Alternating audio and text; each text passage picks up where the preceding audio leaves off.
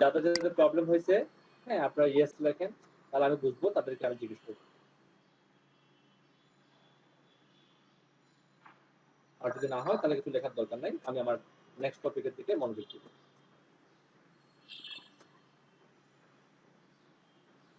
মনে হচ্ছে না কোনো অসুবিধা আপনাদের ইয়েস আছে? জি মামুন ভাই আমায় বলেন। ভাই আমার ওই ইয়েতে কলিং টাইটেল দিয়ে সার্চ দিলে সার্চ ভলিউম কিছু দেখেন। ওই একটা কিওয়ার্ডে আপনি সার্চ দিচ্ছেন অল ইন টাইটেল লিখে নাকি কয়েকটা ট্রাই করছেন কোনটা?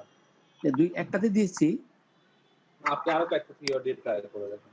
আচ্ছা ঠিক আছে, আমি ট্রাই করি। তাহলে আপনি বুঝতে পারবেন যে আসলে ওই যে কিওয়ার্ডটা নিছেন ওই কিওয়ার্ডটার সার্চ ভলিউমের মধ্যে 0 হতে পারে না? হ্যাঁ, বাট ওটার কোনো অপশনই আসে না আর কি। শুধু ইমেজ সার্চ ভলিউম না, ওটা সার্চ ভলিউম 0 হতে পারে। ধরুন মাঝে মধ্যে আমরা গুগলে লিখে কোনো একটা জিনিস লিখে সার্চ করলে গুগল আমাদেরকে বলবে না নো রেজাল্ট ফাউন্ড, লেখে না? জি, এটা এরকম হতে পারে। আমি তাহলে আর দুইটা ট্রাই করে দেখি সাথে। ট্রাই করিয়েন, পরে আজকে আর করিয়েন না, আমরা আমাদের টপিক আছে। ঠিক আছে। জুবাইর ভাই বলেন। ভাই আমার ওই যে সেম প্রবলেম না, আমাদের হচ্ছে নরমাল আমি যদি প্রাইভেটে যাই, গুগলের প্রাইভেটে গিয়ে যদি সার্চ দিই তাহলে হচ্ছে আপনার এই যে এই সার্চ মানে এই যে ইয়েটা আসে আর কি, যে অ্যাবাউট যে এতজন ওইটা আসে আর কি। আদারওয়াইজ মানে নরমাল যদি আমি ডাইরেক্ট গুগল থেকে দিই। আপনাকে একটু বলি, অনেকের একটা প্রবলেম আমি বুঝতে পারতেছি, সেটা হচ্ছে সার্চের মধ্যে ভ্যারিয়েশন দেখাচ্ছে, সেম দেখাচ্ছে না। এটার মেবি গুগলের ব্রাউজারের সেটিং এ কোনো প্রবলেম হতে পারে, যেহেতু আমার পিসির ব্রাউজারটার মধ্যে অনেক প্রবলেম, আর আমি নিজেও এখন ল্যাপটপ পাইনি। ল্যাপটপ পেলে এই ব্রাউজিং এ আসলে এক এক জায়গায় এক এক রেজাল্ট দেখাচ্ছে কেন, এটা আমরা একটু দেখবো। কারণ একটা গুগলে কিন্তু একটা এসইও আছে, এটাকে বলা হয় লোকাল এসইও। তো স্থান ভেদে আপনার কিন্তু কি হতে পারে, সার্চ রেজাল্টের ভিন্নতা আসতে পারে স্থান ভেদে। এটা খুব বেশি আপনার আমার সার্চ রেজাল্ট হইছে আপনার ভাই ওই মানে ইয়াটা মানে নরমাল যে আমি এই যে মানে আমার যে ইন্টারফেসটা আর কি গুগলের প্রথম যে শীটটা আর কি নরমাল যে ট্যাবটা ইউজ করি আমরা, ওইটাতে সার্চ দিলে কিছুই মানে কোনো মানে ইয়াই দেখায় না আপনার, মানে একটা রেজাল্টও দেখায় না আর কি কতজন আছে বা নাই, মানে জাস্ট শুধু লিখে আসে আর কি। কিন্তু এটা প্রাইভেটে গেলে আবার দেখি মানে অ্যাবাউট ওই যে 20,000 বা 5 জন 10 জন এরকম দেখায় আর কি। এটা ব্রাউজার কোনো সেটিং এ প্রবলেম হতে পারে। এটা নিয়ে আমি দেখি আমার ল্যাপটপটা আসলে এটা নিয়ে আমি কাজ করব। এখন আসলে এটা করলে আমার এখান থেকে আমি বুঝতে পারছি না, কারণ ব্রাউজারের সেটিং এ কোনো প্রবলেম করছে কিনা, আমি কারণ ব্রাউজার সেটিংটা আমি চেঞ্জ করছিলাম। আচ্ছা আরেকটা বিষয় বলে নিই, অনেকে বলছেন যে তাদের ব্রাউজারের মধ্যে বিটলি সাপোর্ট করতেছে না। তো যিনি এই লিঙ্কটুকু প্রোভাইড করবেন, যদি আরাফাত ভাই প্রোভাইড করেন, আরাফাত ভাই বিটলি লিঙ্কটুকু দেবেন, আবার যেটা বিটলি দিয়ে ছোট করছেন বড় লিঙ্কটা সেটাও দিবেন। যদি কারো বিটলি লিঙ্কটা সাপোর্ট না করে সেক্ষেত্রে উনি বড় লিঙ্কটা দিয়ে ইয়ে করবেন, সেট করে রাখবেন। আর কারো যদি বিটলি লিঙ্ক সাপোর্ট করে বিটলি লিঙ্কটাকে রাখবেন, বুঝতে পারছেন? তাহলে এখানে আর কোনো প্রবলেম হবে না। দুটা লিঙ্কে দিয়ে দেবে উনি আপনাদেরকে, যেটা কাজ করে আপনারা সেটাকে সেট করে রাখবেন। এটা খুব সিম্পল একটা বিষয়। জি ওকে, আমার কাছে মনে হচ্ছে যে কোনো কোয়েশ্চেন নাই। চুপ মানে নীরবতা আসলে সম্মতির লক্ষণ, আর নীরব থাকাটা আসলে একটু ভয়ঙ্কর। কারণ এখানে আপনারা কি বুঝে আসলে প্রশ্ন যদি বুঝতেন তাহলে তো ভালো, আলহামদুলিল্লাহ। আর অনেকে আছেন যে বুঝেন নাই বিধায় প্রশ্ন করতে পারতেছেন না, এটা আসলে একটু কষ্টকর হয়ে যায়। আচ্ছা যদি কোনো প্রশ্ন না থাকে তাহলে আমাদের টপিকে যাব। আর আমি যতগুলো টপিককে আলোচনা করব, আমার কাছে মনে হয় যারা এখানে আছেন বা যারা বিভিন্ন প্রশিক্ষকের কাছ থেকে শিখে আসছেন সকলেই সব বিষয় সম্পর্কে জানেন। আমি আমার কাছ থেকে শুনে যদি আপনি একটা বাড়তি শব্দ পান, এটা আমার জন্য প্রাপ্তি। তবে যেহেতু আমাদের অনেকগুলো ক্লাস হয়েছে, আমরা একটু আর্নিং এর দিকে যাব। আর এক্সেন্ট আর্নিংও যদি হয়, সেটাকে প্রথম আর্নিংটা আসলে কিন্তু আসলে মনে রাখার মতো। একটা সেন্টার যদি আর্নিং হয় সেটা কিন্তু আমাদের জন্য একটা বিশাল অ্যাসেট হয়। আমরা প্রথম দিকে যেটা করেছিলাম, আমরা স্টার্টিং এর দিকে অনেকগুলো স্টুডেন্টকে ছোট ছোট যে মার্কেট প্লেস গুলো আছে, ধরেন পিক ওয়ার্কার, মাইক্রো ওয়ার্কার, সেখানে কিছু কাজ করেছিলাম। এই কাজগুলো করানোর মেন উদ্দেশ্য ছিল স্টুডেন্টদের কনফিডেন্স লেভেলটুকু বিল্ড আপ করা, এক নম্বর। সেকেন্ড, আমরা ডিজিটাল মার্কেটিং করতে গেলে অনেক সময় কিছু কিছু কাজ আছে যেগুলো আমাকে অন্যকে দিয়ে চিপ প্রাইসে করায় নিতে হবে। আর চিপ প্রাইস মার্কেটগুলো সম্পর্কে ধারণা নেওয়ার জন্য এবং নিজের কনফিডেন্স লেভেলটুকু একটু বিল্ড করার জন্য আমরা কিন্তু মাইক্রো ওয়ার্কার্স এবং পিক ওয়ার্কার্স আমাদের সাথে কাজ করেছি। আপনাদের উপরে সেম থিওরিটা অ্যাপ্লাই করা হবে। মাইক্রো ওয়ার্কার্স এবং পিক ওয়ার্কার্সের উপর আপনাদের কিছু কাজ করানো হবে। এটা মেন উদ্দেশ্য হচ্ছে কি, আমি আগে বলেছিলাম কনফিডেন্স লেভেলটুকু একটু বিল্ড করা, আবার এটা এখানে থেকে আর্নিং করে আপনি লাইফকে ক্যারিয়ারকে বিল্ড আপ করবেন, এই চিন্তা ভাবনা কখনো করা যাবে না। এখানে শুধুমাত্র মার্কেট প্লেসটা সম্পর্কে আমরা ভালো করে জানবো একটা মাত্র কারণে, যাতে করে ভবিষ্যতে যদি আমরা কোনো চিপ প্রাইজের কাজ কাউকে দিয়ে করাই নিতে চাই, সেক্ষেত্রে জন্য এই মার্কেট প্লেস গুলো আমাকে হেল্প করবে। অনেক সময় দেখবেন কিছু কিছু অনেক বায়াররা আপনাকে বলবে যে আমাকে তুমি 100টা জেনুইন জিমেল দাও, যেটা আপনার পক্ষে হয়তো বা করা নাও সম্ভব হতে পারে। তখন আপনি মার্কেট প্লেসটাতে গিয়ে একটা অফার প্রুফ করে দিলেন যে 100টা জিমেল আমার অ্যাকাউন্ট লাগবে এই নামে। তখন দেখবেন তারা আপনাকে 100টা জিমেল অ্যাকাউন্ট করে দিবে। আপনার প্রতিটা জিমেলের জন্য হয়তো বা 10 সেন্ট 12 সেন্ট করে আপনার খরচ হবে। যদি 100টা জিমেল হয় আপনার খরচ হলো $10, কিন্তু বায়ার যদি আপনাকে $30 দেয়, তাহলে বাকি $20 আপনার প্রফিট না?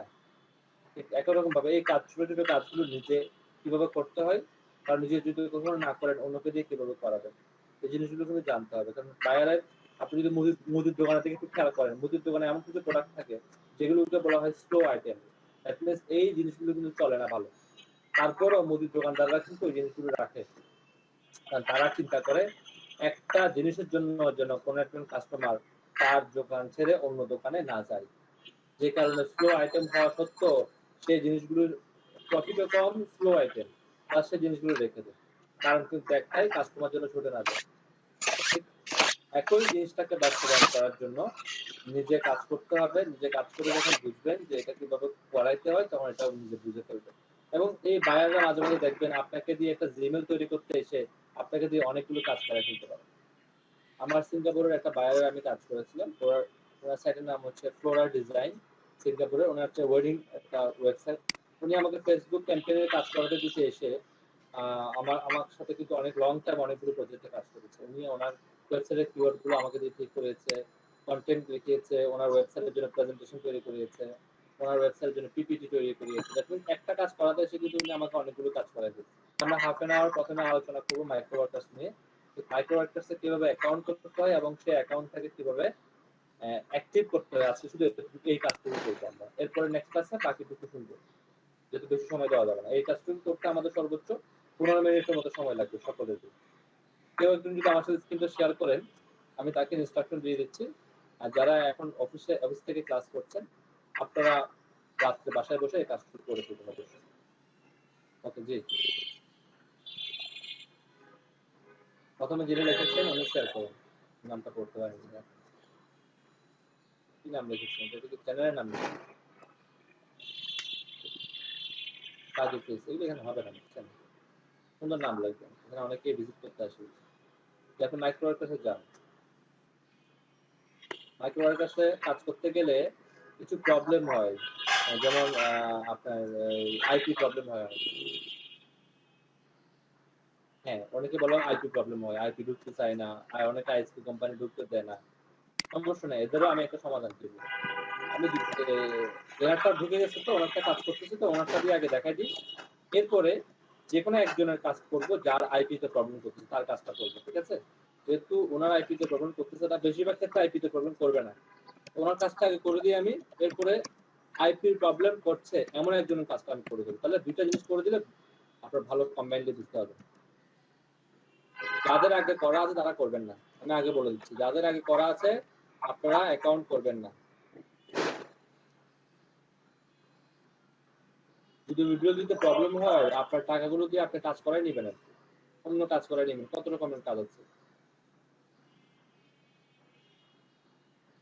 আইপেন না, স্ল্যাশ দিতে বসে গেল।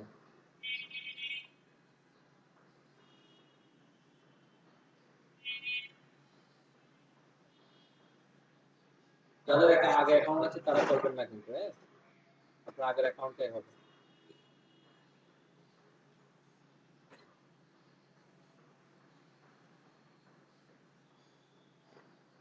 আচ্ছা, আপনি ফর্মটা ফিল আপ করেন, একদম প্রপারলি করবেন। অ্যাড্রেসের মধ্যে কোনো নাম্বার উল্লেখ করবেন না, ওকে? অনেকে অ্যাড্রেসের মধ্যে নাম্বার, বাড়ির নাম্বার উল্লেখ করেন না, বাড়ির নাম্বারটা উল্লেখ করবেন না, বা বিটার নাম্বারটা উল্লেখ করবেন না। ওই নাম্বারটা উল্লেখ করলে আইপি প্রবলেম বেশি হয়।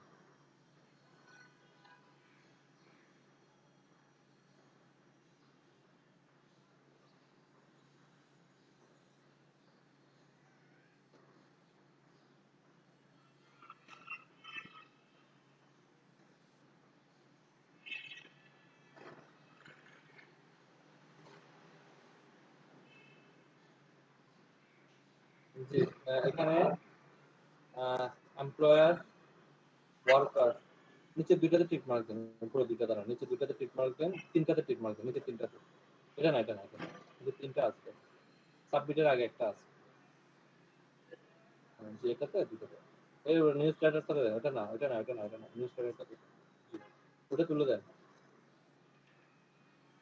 একটু রাখেন একটু রাখেন একটু রাখেন, এখন আর কি লিখতেছে, text দেখবো, you don't want to subscribe to notification, API update newsletter, হ্যাঁ ঠিক আছে, এখন ঠিক আছে, আপনি যদি নোটিফিকেশন চান সেক্ষেত্রে নিচেগুলো টিক মার্ক দিতে পারেন, সাবমিট দেন। কি বলতেছে, আইপি ইজ নট ইউনিক। আচ্ছা এরকম হলে আরো বেটার, ভালো হয় আর কি, দেখাতে সুবিধা হবে, প্রবলেমগুলো হলে আসলে ইজিলি সলভ করা যায়। আপনি একটা কাজ করেন, আপনি দুইটা অ্যাপস এক্সটেনশন ডাউনলোড করেন, প্রথম এটা একটা দিয়ে প্রথমে ট্রাই করে দেখি, প্রথমে একটা এক্সটেনশন দিয়ে আমি ট্রাই করব, তারপরে যদি কাজ না হয় তাহলে দুটো দিয়ে করব। আপনি ব্রাউজারটা ইউজ করেন, BROWSEC, সকলে দেখেন BROWSEC ব্রাউজার, যে প্রথমটা, এটা কাটিয়েন না, এটা ইনস্টল করার পর ব্যাক দিয়ে, হ্যাঁ ওইখানে আরেকটা এক্সটেনশন আসছে, ওটা আমাদের লাগবে, এটা এখন শিওর না এটা লাগবে কিনা। ব্রাউজার থেকে যে কোনো টাইপই নিয়ে নেন,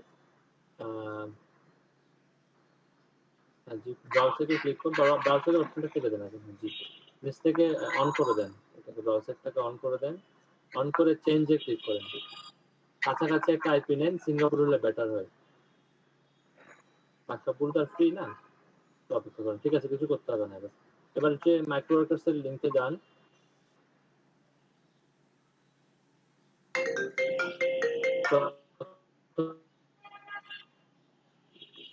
হ্যালো, জি হ্যাঁ, আমার বাসা নাম্বার হলো হাউস নাম্বার 111/6 রোড। দিছেন আপনি?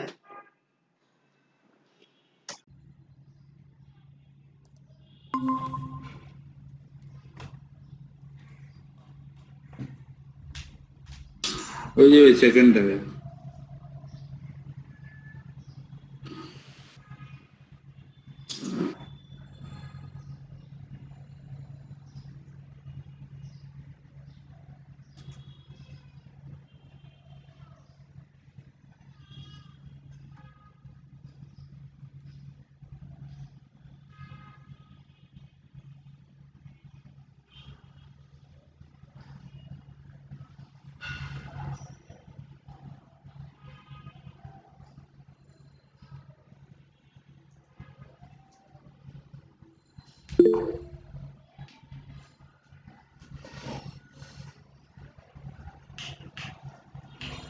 ওয়েট করেন ভাই, মেবি ফোনে কথা বলতেছে তো, ওয়েট করেন।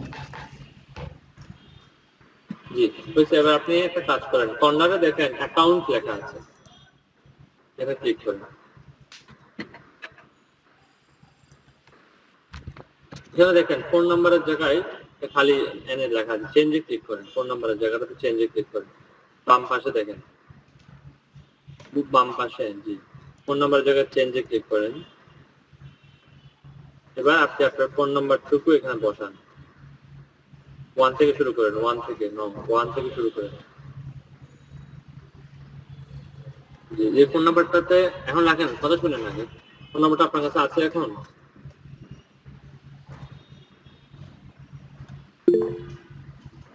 ওকে, এখান থেকে কিন্তু 3 টাকা কেটে ফেলবে, আপনার কাছে আছে 3 টাকা, অনেক সময় নাও থাকতে পারে,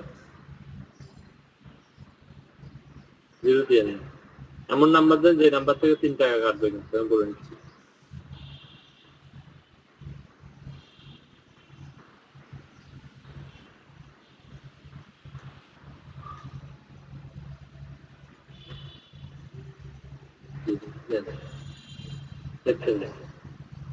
এবার ভেরিফাই ইউর ফোন নাম্বারে ক্লিক করেন, verify your phone number click করেন। একটা জিনিস খেয়াল করেন, একটা পরের নাম্বার আসছে না এখানে,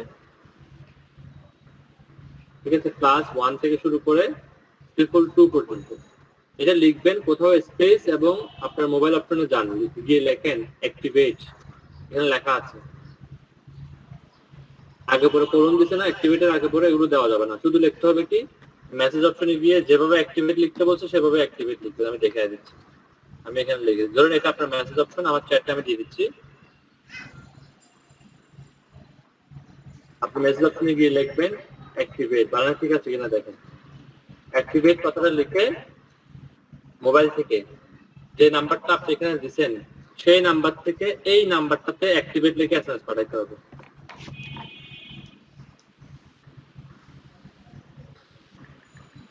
ওকে, এখন পাঠান আপনি। আমি এখন এটা ভেরিফাই হয়েছে আশা করি। অনেক সময় এটা ভেরিফাই হতে 3-4 দিনের সময় নেই, অনেক সময় আসলে দেখা যায় কি 2-1 সেকেন্ডের মধ্যে হয়ে যায়। নাম্বার কিন্তু ওইটাই হতে পারে যেটা আপনি দিচ্ছেন এখানে। ওই নাম্বার থেকে +19723609222 এটাতে পাঠাবেন। এখানে কিন্তু হাইফেন আছে, স্পেস আছে, এগুলো হাইফেন এবং স্পেস গুলো দেওয়া যাবে না। কোনো হাইফেন এবং স্পেস না দিয়ে আপনাকে পাঠাতে হবে। হাইফেন এবং স্পেস দিলে দেখা যাবে কি টাকা কেটে ফেলবে, কিন্তু এসএমএস সেন্ড হবে না।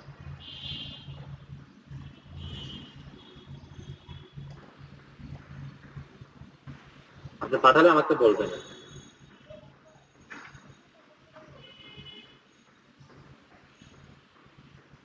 ওকে, ঠিক আছে। যদি পাঠান তাহলে আপনি আপনার অ্যাকাউন্টে যান, গিয়ে আপনি অ্যাকাউন্টটাতে আবার ক্লিক করেন, কর্নারে অ্যাকাউন্টে আবার ক্লিক করেন।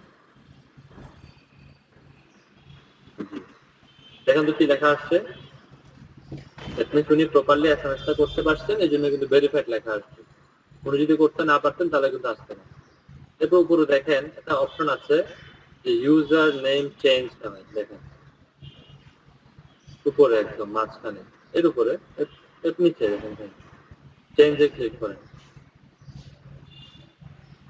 চেঞ্জে ক্লিক করে মেম্বারের নাম দেওয়া আছে না, ওইখানে আপনি আপনার নামটাকে সুন্দর করে লিখে দেন।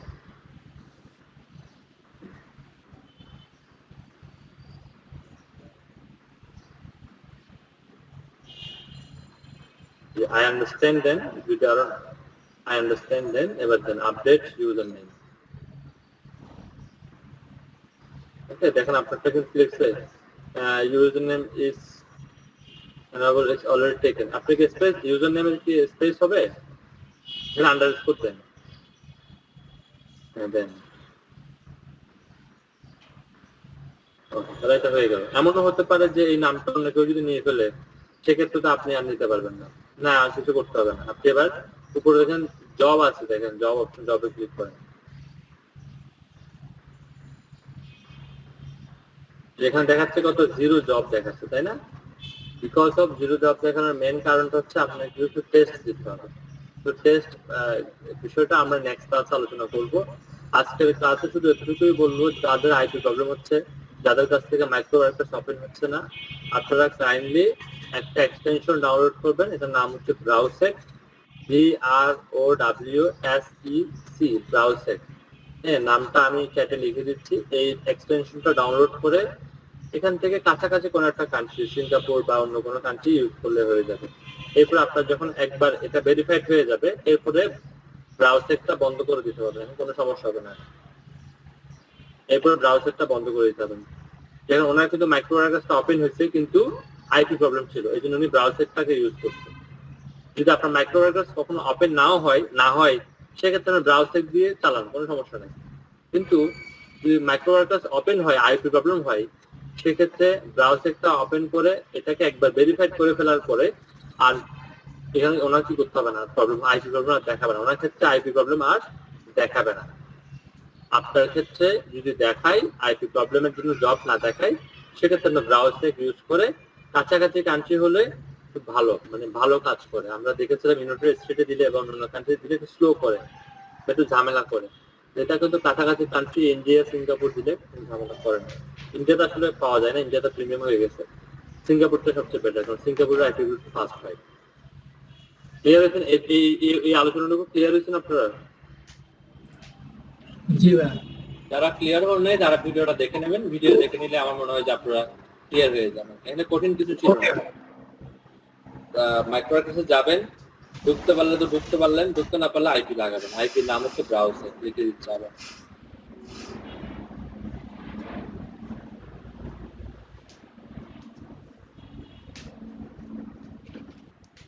আরো অনেকগুলো আইপি আছে। আপনারা যদি কেউ যদি মনে করেন যে না আমি আইপিটা ইউজ করবো না, তাহলে আপনি যে কোনো আইপি ইউজ করতে পারেন, এটা নিয়ে আমার কোনো অভিযোগ নাই।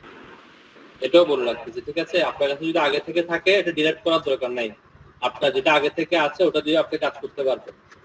বুঝতে পারছেন? ব্রাউজার আইপিটা আমি কেন ইউজ করলাম? এই আইপিটার ইন্টারফেসটা সহজ। এই আইপিটা কিছুদিন পর টাকা পয়সা খুঁজে না।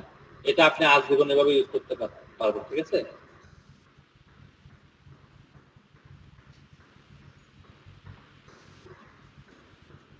আপনার যে কোনো আইপি দিয়ে হবে। যদি পেইড ভিপিএন থাকে সেক্ষেত্রেও হবে, কোনো সমস্যা নেই। যেহেতু পেইড ভিপিএন দেখানোর একটু ঝামেলার কাজ, ওদিকে আমি যেতে যাচ্ছি না, সেই জন্য আমি ব্রাউজার দিয়ে দেখিয়ে দিলাম। এটা ইন্টারফেসটা ইজি।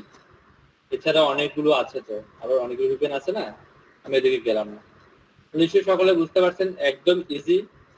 যদি আপনার কম্পিউটারের মাইক্রো ওয়ার্কার্সে লগ ইন করা যায় তো খুব ভালো।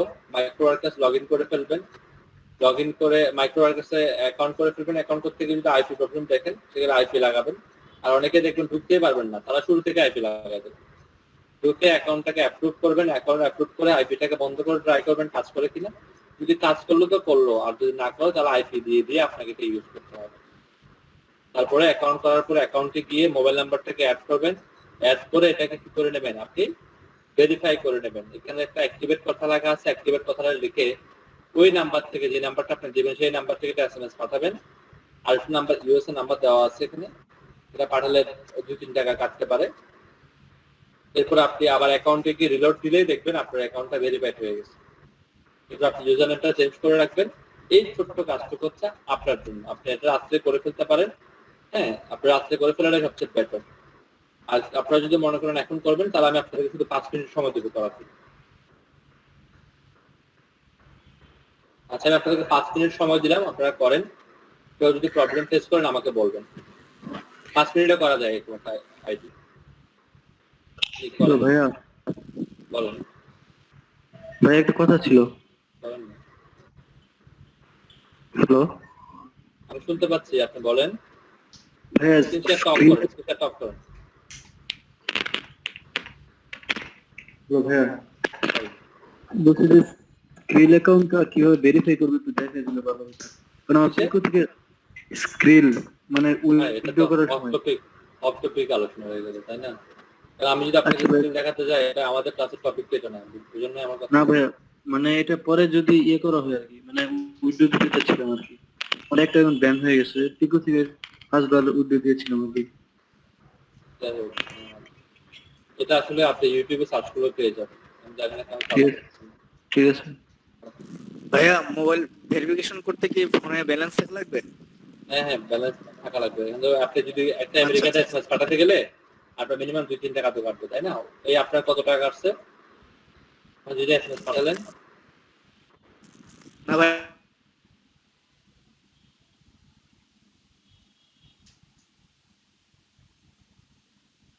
চেক করে দেখতেন আগে, আগে লাস্ট ব্যালেন্স চেক করতে।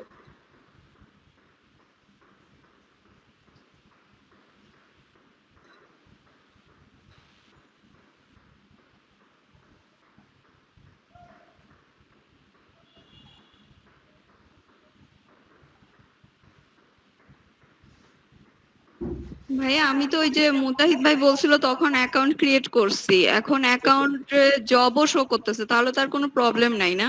না না না না না, ঠিক আমি আছে তো আগে বলছি যারা আগে থেকে করে ফেলছেন তারা তো ওকে, আপনাকে আর ওকে করতে হবে না। এটা এটা আমার সাথে আবার করতে পারবেন, কথা নেই। একটা করলেই হবে, হবে। ওকে। আমি 5 মিনিট সময় দিলাম, আপনারা করেন। কেউ যদি কোনো প্রবলেম ফেস করেন আপনারা আমাকে বলেন, আমি আপনাদের প্রবলেমগুলোকে সলভ করে দিব।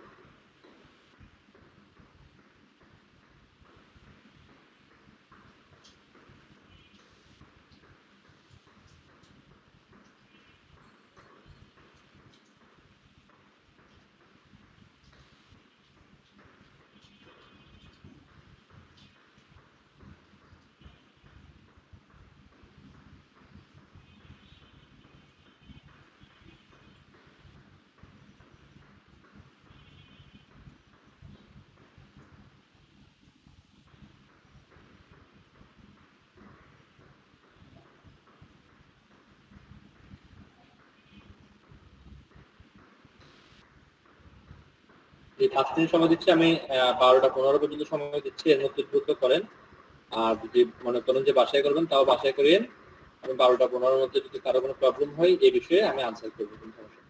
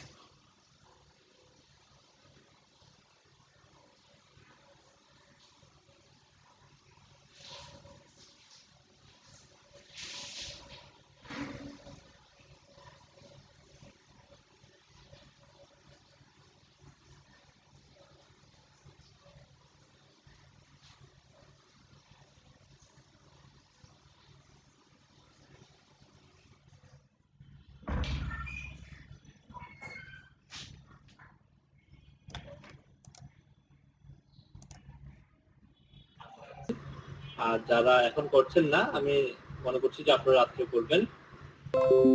কাইন্ডলি যদি কোনো প্রবলেম হয় আমাকে ওই আপনাদের গ্রুপগুলোতে মেনশন করে বলবেন, বা আপনি বলবেন। হ্যাঁ, আপনি বললে হয়ে যাবে। আর আমি নেক্সট ক্লাসে একটা শীট দিব, গুগল ফর্ম দিব। অ্যাক্টিভেট হয়নি, আপনি স্ক্রিন শেয়ার করেন। আমি একটা ফর্ম দিব, গুগল ফর্ম। সেই ফর্মের মধ্যে আপনারা সকলেই আপনাদের মাইক্রোওয়ার্কার্স এর ইউজার নেম গুলো আমাকে সাবমিট করে দিবেন। নেক্সট ক্লাসে আমি দিব, এখন না, নেক্সট ক্লাসে বলে দেব। আপনি স্ক্রিন শেয়ার করেন, প্রবলেম হলে দ্রুত করেন। হ্যাঁ,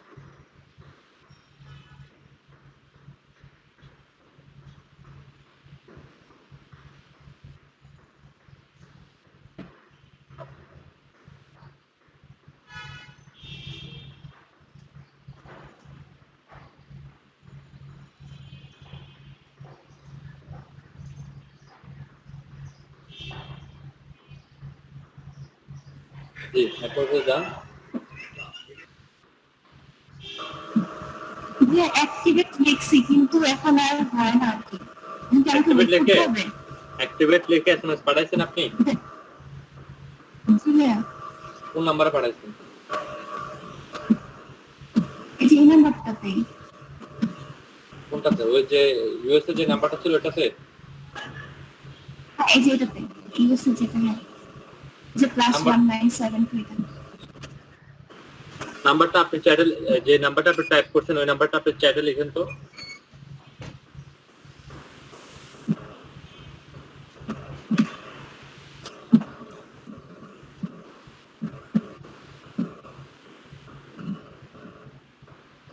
আপনি কি হাই পেয়ে দিয়েছিলেন এরকম করে? না ভাই, হাই হাইপেন দিয়ে নেই, ওখানে কপি করে দিছি, মানে হচ্ছে আমি তো মোবাইল থেকে হ্যাঁ, আমি বলতে চাচ্ছি হাইপেন বা স্পেস তো দেন নাই, তাই তো? অ্যাক্টিভেট কথাটার না, আগে কিছু এবং নেই। পরে কি কোটেশন দিছিলেন? না কিছু নেই, আপনি দেন নাই। যেভাবে দিচ্ছেন সেভাবে লিখছি। ওকে, আপনি অ্যাকাউন্টে গিয়ে রিলোড দেন, দেখি আবার দেন অ্যাকাউন্টে যান।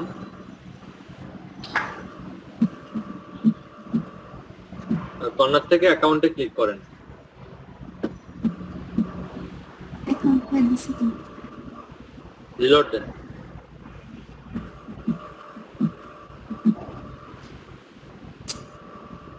আসেন, এখন কি আমাকে ওয়েট করতে হবে? এমন আপনি কিছু? রিলোড দেন, তো হয়ে যাওয়ার কথা, সাথে সাথে হয়ে যাবে। আচ্ছা, আপনি একটু অপেক্ষা করেন, যদি কোনো কারণে হয়তো কিছুক্ষণের মধ্যে হয়ে যেতে পারে। ব্যালেন্স কাটছে, আপনি খেয়াল করছেন? জি ভাই, 3 টাকা 51 পয়সা। এগুলো হচ্ছে ঠিক আছে, তাহলে একটু করে অপেক্ষা করে দেখেন। তারপরে যদি না হয়, মোবাইলে যে পাঠাইছেন, ওনাকে যে এসএমএস পাঠাইছেন, ওই স্ক্রিনশটটা নেবেন, ঠিক আছে? ওই স্ক্রিনশটটা, একটা স্ক্রিনশট নেবেন মোবাইল থেকে, যে স্ক্রিনশটের মধ্যে ওনার নাম্বারটাও লেখা থাকবে, অ্যাক্টিভেট কথাটাও লেখা থাকবে। এই দুটো জিনিস লেখা থাকতে হবে। এটা যদি 3 দিনের মধ্যে অ্যাক্টিভেট না হয়, তাহলে আপনি যদি আপনার এসএমএসটা যদি ওনাদের কাছে ফরওয়ার্ড করে দেন যে আমি এসএমএস পাঠাইছি, তাও আমারটা অ্যাক্টিভেট হয়নি, এখানে কিন্তু একটা মেইল করার অপশন আছে, সেন্ড মেইলিং অপশন আছে, সেখান থেকে মেল করে দিলে 24 ঘন্টার মধ্যে এটা অ্যাক্টিভেট হয়ে যাবে। আচ্ছা ভাই, ঠিক আছে। ঠিক আছে।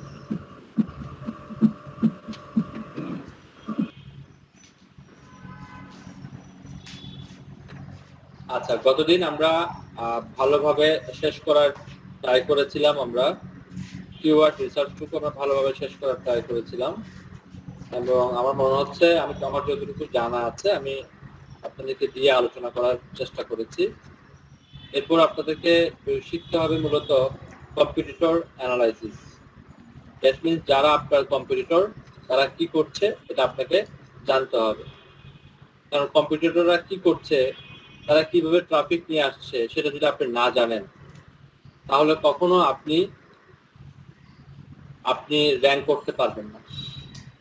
এখন কারা কম্পিটিটর? আপনারা কি কম্পিটিটর অ্যানালাইসিস করেছিলেন কখনো?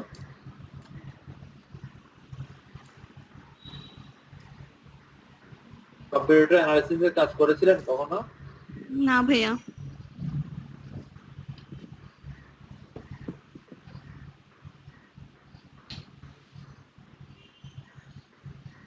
একজন লিখতেছেন যে উনি করছেন বা জানেন, আপনি জানেন এক জিনিস, আর আপনাকে করানো হয়েছে এটা আরেক জিনিস।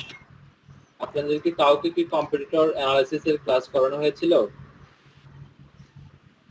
আমাদের এক্সাক্ট যেটা বলেন ভাই, এরকম করানো হয়নি। এক্সাক্ট যে টপিকটা বলেন, কম্পিউটার অ্যানালাইসিস, কিভাবে করাইছে একটু বলবেন? আপনি এই যে এক্সাক্ট যে টপিকটা বললেন, এই টপিকটা করানো হয়নি। মেবি এর সিমিলার হইতে পারে, এখন আপনি দেখাইলে আমরা বলবো। ভাইয়া, ওই যে কিওয়ার্ড রিসার্চের সময় যে কম্পিটিটররা আসে, ওগুলা দেখানো হয়েছে যে এগুলা আমাদের কম্পিটিটর, মানে ইনাদেরকে অ্যানালাইসিস করা লাগবে, কিন্তু মানে প্র্যাকটিক্যালি কিছু করানো হয়নি ভাইয়া। ঠিক আছে, আমি একটু try করছি। ওকে ভাইয়া। এটার জন্য কিছু টুলস আসলে প্রয়োজন হয় কম্পিটিটর অ্যানালাইসিসের জন্য, যেমন উবার সাজেস্ট, যেমন হচ্ছে সামরেস, ম্যাজিস্ট্রিক্স, আরএফ, বেশ কিছু টুলস আসলে ইউজ করতে হয় কম্পিটিটর অ্যানালাইসিসের জন্য। ফ্রি টুলস গুলো আসলে খুব একটা কার্যকরী নয়, খুব একটা বলবো না, কার্যকরী নয় বললেই চলে। তবে আপনি যদি কম্পিটিটর অ্যানালাইসিস টুলস লেখেন, কম্পিটিটর অ্যানালাইসিস লিখে দিলে অনেকগুলো টুলস আপনি পেয়ে যাবেন। তবে এগুলো আসলে কতটুকু ফল দিবে আসলে বলতে পারি না। কম্পিটিটর অ্যানালাইসিস টুলস কি টুলস বা পাই কিনা, এই টুলস আমাদের কাছে Google pen, social mention, similar ওয়েবটা ফ্রিতে ইউজ করা যেতে পারে, সামরেশ, পাঁচতম। ভাইয়া স্ক্রিন শেয়ার হয়নি। আমি দেখতেছি, আমি স্ক্রিন শেয়ার করবো, এখন আমি কিছু লগ ইন করতেছি, শেষ হলে কি করবো। সিমিলার ওয়েব, সিমিলার ওয়েবটা দিয়ে করানো যায় কিনা। তখন সিমিলার ওয়েবটা আমি একবার ইউজ করেছিলাম। সিমিলার ওয়েবের নাম শুনেছেন আপনারা? না ভাইয়া। সাইকো? না ভাইয়া। সমস্যা নেই।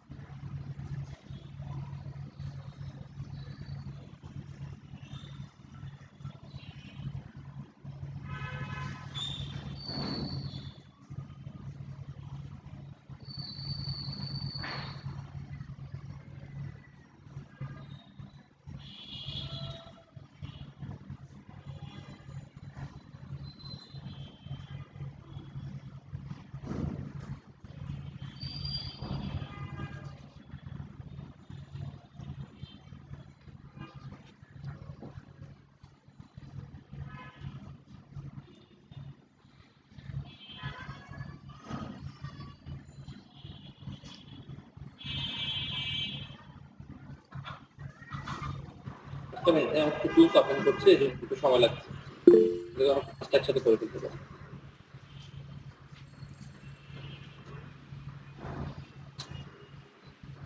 সিমিলার ওয়েবটা সবাই মনে হয় ইউজ করেছেন, আমার মনে হয় অনেকে মনে নাই, দেখলে মনে পড়বে। নাম হয়তো বা মুখস্থ নাই, তবে কম বেশি সবাই ইউজ করেছেন। এই টুলসটা কিন্তু আসলে আমাদের প্রয়োজন হয় আর কি।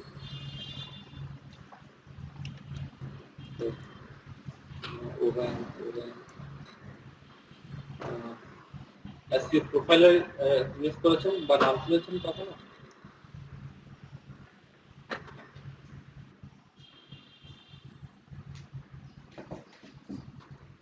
কি প্রোফাইল ভাইয়া? SEO profiler. না ভাইয়া, শুনিনি।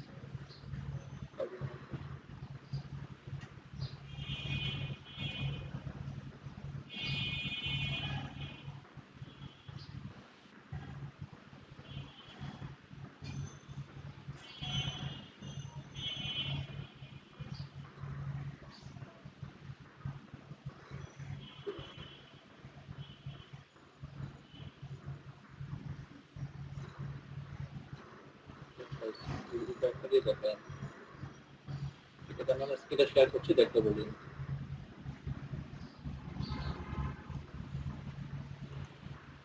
আজকে আমি একদম ডিপলি আলোচনা করতে পারবো না, যেহেতু আমাদের সময় আছে হাফ অ্যান আওয়ার। এগুলোর জন্য আমাদের আসলে একদিন সময় লাগে, মানে একটা সেশন সময় লাগে। একটা সেশন বলতে 4 ঘন্টা বুঝাচ্ছি।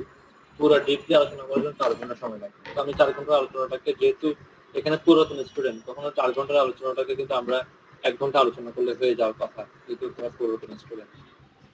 আমি 3টা টুলস এখানে ইউজ করতেছি। একটা হচ্ছে কি উবার সাজেস্ট, আরেকটা হচ্ছে কি সিমিলার ওয়েব, আরেকটা হচ্ছে কি এসইও প্রোফাইলার।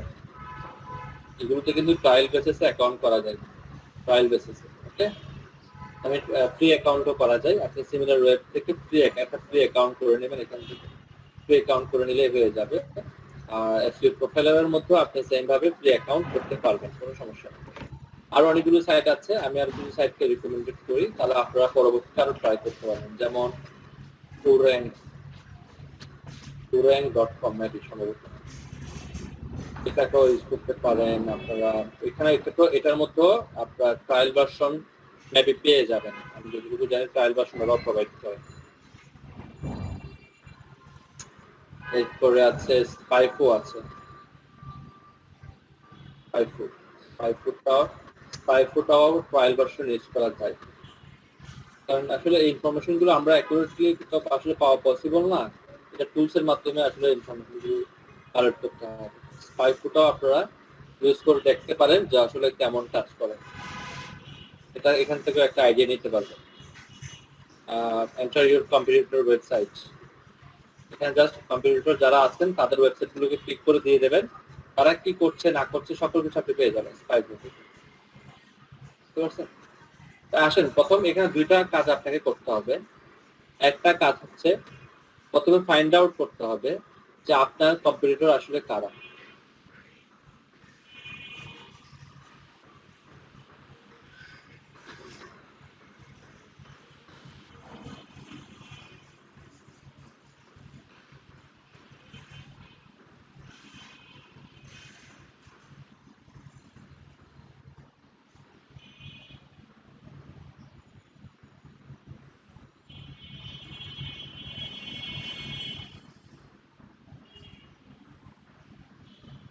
আপনার কম্পিটিটর কারা এটা আপনাকে ফার্স্টে ফাইন্ড আউট করতে হবে। দুইটা কাজ, ফাইন্ড ইউর কম্পিটিটর,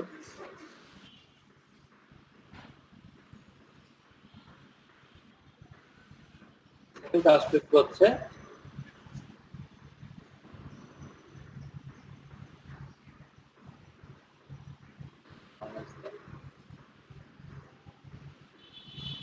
কাজ হচ্ছে কম্পিটিটরটাকে খুঁজে বের করতে হবে। সেকেন্ড কাজ হচ্ছে তাদেরকে নিয়ে আপনাকে অ্যানালাইজ করে দেখতে হবে যে আপনার আসলে কম্পিটিটররা কি করতেছে না করতেছে, তারা কেন আপনার চেয়ে বেটার, তাদেরকে আসলে কিভাবে আপনাকে ওভারকাম করতে হবে। দেন আপনাকে কি করতে হবে, প্ল্যান করতে হবে। এই প্ল্যান করার আগে প্ল্যানিং এর কিছু অংশ আছে, প্ল্যানিং এর অংশের মধ্যে দেখতে হবে আপনার কম্পিটিটর কেন আপনার থেকে বেস্ট। আর আপনার ধরুন আপনার কম্পিটিটরের যে কোনো একটা, ফর এক্সাম্পল আপনার কম্পিটিটরের টাইটেলটা খুব সুন্দর, আপনার কম্পিটিটরের টাইটেলগুলো এসইও ফ্রেন্ডলি, কিন্তু আপনারটাকে এসইও ফ্রেন্ডলি কিনা এটা আপনাকে চেক করতে হবে। আপনার কম্পিটিটররা ভালো ব্যাকলিং করছে, আপনারটাতে ব্যাকলিং কেমন আছে এটাও চেক করতে হবে। আর আপনি যখন আপনার কম্পিটিটররা কি করতেছে এটা নোট করবেন, নোট করার পরবর্তী কাজ হচ্ছে আপনি আপনার সাইটটাকে অডিট করতে হবে। ঠিক আছে, সাইটটা অডিট করা মানে হচ্ছে কি আপনার সাইটের মধ্যে কি কি আসলে ভুল আছে সেটাকে খুঁজে বের করা, এই জিনিসটাকে বলা হয় অডিট। একটা সাইটকে যদি আপনি র্যাঙ্ক করাতে চান, প্রথমে আপনাকে যে কাজটা করতে হবে কম্পিটিটর কারা আছে তাদেরকে ফাইন্ড করা। সেকেন্ড কাজ হচ্ছে কি কম্পিটিটররা কি করছে অ্যাক্টিভিটিস গুলোকে নোট করা। থার্ড কাজ হচ্ছে আপনার সাইটের মধ্যে কি কি ফল্ট আছে সেই ফল্ট গুলোকে বের করা। বুঝতে পারছেন? এই কাজগুলো আপনাকে করতে হবে। আমি যদি আপনাকে একটা এক্সাম্পল দেই, যেহেতু আমি আজকে মূল পয়েন্টে কোনোভাবে যেতে পারবো না, কারণ গেলে একটু আমি আগেই বলেছিলাম সময় লাগবে।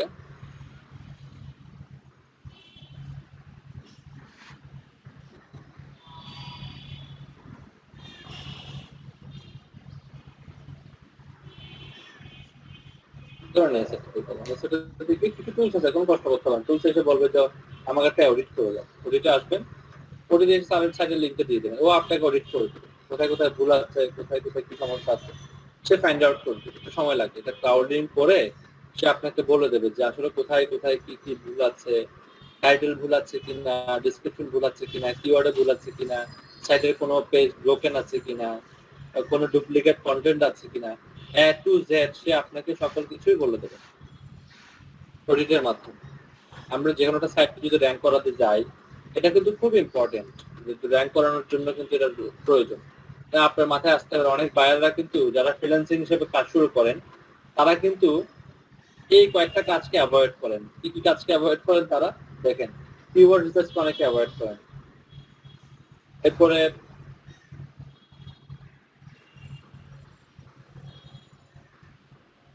কিওয়ার্ড রিসার্চকে ওনারা অ্যাভয়েড করেন, ওনারা আসলে কম্পিটিটর অ্যানালাইসিসকে অ্যাভয়েড করেন, ওনারা আসলে অডিটকে অ্যাভয়েড করেন।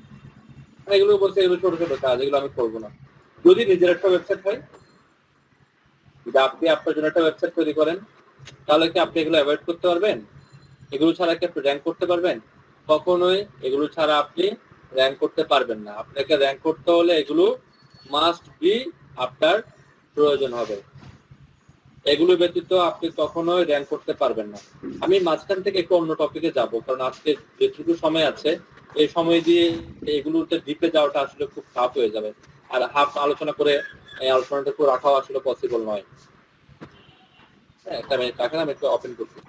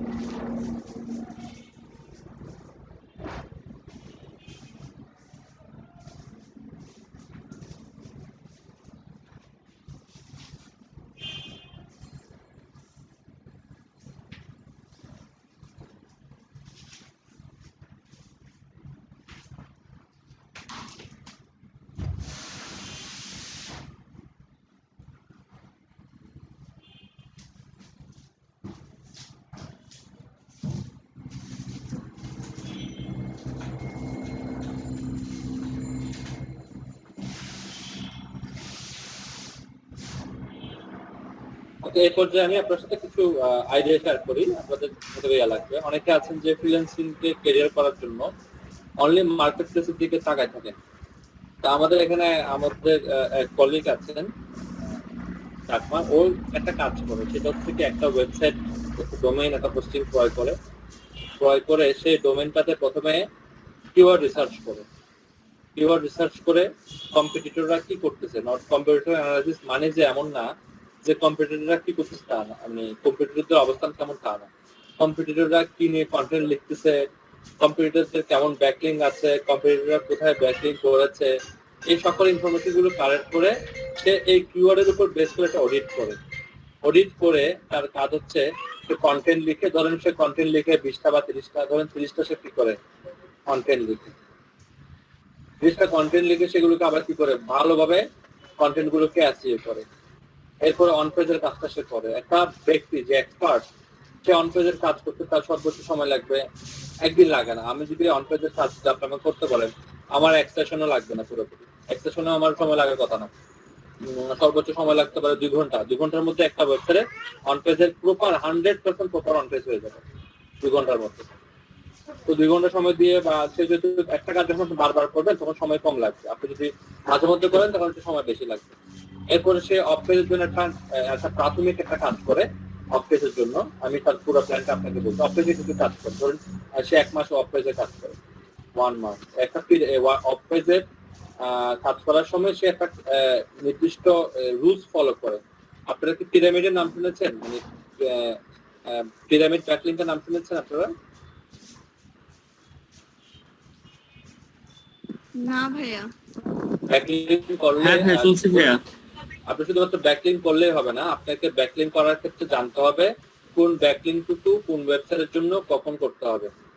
আপনি যদি আগে পরে ব্যাকলিং করে ফেলেন সেটা কিন্তু আপনার জন্য কি হয়ে যাবে, ক্ষতি হয়ে যাবে। ঠিক আছে, আপনাকে কিন্তু জানতে হবে আমার ওয়েবসাইটের এই কন্ডিশন, আমার ওয়েবসাইটের জন্য এখন কি ব্যাকলিং করতে হবে। ওকে, এই জিনিসটা আপনাকে কিন্তু ভালোভাবে লক্ষ্য রাখতে হবে। তো এসে পিরামিড ফলো করে, এটাকে টায়ারও বলে, TIER, টায়ারও বলে অনেকে হয়তো টায়ার শুনে থাকবেন। ব্যাকলিং পিরামিড বা টায়ার ফলো করে 1 মাস অফ পেজ করে, এগুলো করতে তার সময় লাগে আরো 15 দিন, তার সময় লাগে টোটাল 1.5 মাসের মধ্যে সে সময় লাগে। এখানে সে আরো একটা মাঝখানে আমি একটা বলে নিই, তার কিছু সোশ্যাল মিডিয়াতে বড় বড় প্ল্যাটফর্ম আছে, যেমন তার কিছু ইনস্টাগ্রাম আইডি আছে, আর কিছু পিন্টারেস্টের আইডি আছে, আর কিছু ফেসবুকের গ্রুপ বা পেজ আছে ভালো ভালো, আর কিছু আরো সোশ্যাল মিডিয়া প্ল্যাটফর্ম আছে, কোরাতে তার ভালো কিছু অডিয়েন্স আছে। সে করে কি এইগুলোতে শেয়ার করতে থাকে, এই প্ল্যাটফর্ম গুলো তার কিন্তু বড় বড় আইডি আছে। এই প্ল্যাটফর্ম গুলোতে যখন শেয়ার করে তখন দেখা যায় এই প্ল্যাটফর্ম গুলো থেকে সে পার ডে 500 থেকে 1000 ট্রাফিক পেয়ে যায় মিনিমাম। আমি ধরলাম 500 করে আপনি সে ট্রাফিক পেয়ে যায়। যেহেতু সে 2 মাস কাজ করে একটা ওয়েবসাইট নিয়ে, তো 2 মাসে আপনি যদি হিসাব করেন তাহলে 60 দিন, 60 দিনে সে কত হাজার ট্রাফিক পাচ্ছে? 30,000 ট্রাফিক পেয়ে যাচ্ছে না সে। আপনি যদি মান্থলি বেসিস চিন্তা করেন তাহলে এক মাসে কত করে পাচ্ছে সে ট্রাফিক? 15,000 ট্রাফিক পেয়ে যাচ্ছে না? হ্যাঁ, অনেক আচ্ছা। তো এবার দেখেন এগুলো দিয়ে সে কি করতে পারে, আপনার মনে মনে আসতে পারে 15,000 ট্রাফিক দিয়ে এত কষ্ট করলো। দেখেন 2 মাস সে কিন্তু এক্সপার্ট, সে কিন্তু SEO এর উপর খুবই এক্সপার্ট। সে একটা ওয়েবসাইটকে প্রথমে ডোমেনকে চুজ করে, ডোমেন নেম কিনে, হোস্টিং কিনে, সেখানে আবার কি করে সে ডোমেন হোস্টিং কেনার পরে সেগুলোতে সে আবার আপনার থিমকে সেটার উপর কাস্টমাইজ করে 30টার মতো কন্টেন্ট লিখে, SEO ফ্রেন্ডলি কন্টেন্ট লিখে এটাকে অন পেজ করে তার যে সোশ্যাল মিডিয়া সাইটগুলো আছে সেগুলোতে সে শেয়ার করে একটা ট্রাফিক নিয়ে আসে। এরপরে 1 মাসের জন্য সে কি করে দেয়? 1 মাসের জন্য সে একটা SEO টায়ার ফলো করে। আমি দেখছি টায়ার ফলো করার সময় সে পার ডে, যদি আপনি চিন্তা করেন, পার ডে 10টা রেফারেল ডোমেন করে। রেফারেল কেন আমি রেফারেল বলছি সেটার কারণ আছে, সে আগে থেকে বেশ কিছু সাইট খুঁজে রাখে। ধরেন সে তার কাছে এডু সাইট খোঁজা আছে 100টার মতো, ফর এক্সাম্পলের জন্য বলছি। তার কাছে ওয়েব 2.0 সাইট খোঁজা আছে ধরেন 100টার মতো। তার কাছে সোশ্যাল বুক মার্কেটিং সাইট খোঁজা আছে 100টার মতো। তার কাছে ডাইরেক্টরি খোঁজা আছে ধরেন 50টার মতো। হ্যাঁ, তার কাছে ক্লাসিফাইড সাইট খোঁজা আছে ধরেন 10টার মতো। ওকে, এইভাবে করে যদি আপনি চিন্তা করেন, সে এই 1 মাসের মধ্যে সবগুলো সাইটে গিয়ে সে পোস্ট করে, একটা টায়ার মেনটেন করে, বেশি পোস্ট করে, একটা টায়ার মেনটেন করে প্রতিদিন দেখা যাচ্ছে কি সে 300 বা 400 সাইট খুঁজে রাখলো, তো মাসে হচ্ছে 30 দিন। তো যদি সে ধরেন 30 দিন যদি আমি চিন্তা করি, সে যদি একদিনে 20টা করে ব্যাকলিং করে, তাহলে 30 দিনে তার ব্যাকলিং সংখ্যা হয়ে যাচ্ছে কতটা? 600টা হয়ে যাচ্ছে না? সে 600টার মতো সাইট খুঁজে রাখে। 600টা বাদ দেন আপনি, আমি ধরলাম এখানে 500টা ধরি, আবার 500টা আমি ব্যাকলিং করলো, সে কিন্তু 500টা ডিফারেন্ট ওয়েবসাইটে ব্যাকলিং করলো, তাহলে রেফারেল ডোমেন হয়ে যাবে কত? 500। রেফারেল ডোমেনটাও কিন্তু ইম্পর্টেন্ট। আপনি রেফারেল ডোমেন চিনেন কিনা? আপনারা কি রেফারেল ডোমেন চিনেন? না একটু বলেন। একটু শিখাই দিই, হ্যাঁ আপনাদেরকে বলে দিই। ধরুন আপনি quora.com এ গেছেন, quora.com তো সবাই চিনেন। জি ভাই চিনি। জি ভাই। ওকে, quora.com এ গিয়েছেন, আর যেগুলো চিনেন ওই সমস্ত সাইটের নাম বলি, ঠিক আছে, যাতে করে আপনারা ইজিলি বুঝতে পারেন, বোঝার সুবিধার্থে সাইটগুলোর নাম বলছি। আপনারা তো সবাই মিডিয়ামের নাম শুনেছেন, তাই না? জি ভাই। জি ভাইয়া। ধরুন উনি quora.com এ গিয়ে 5টা ব্যাকলিং করে আসছে। উনি medium.com এ গিয়ে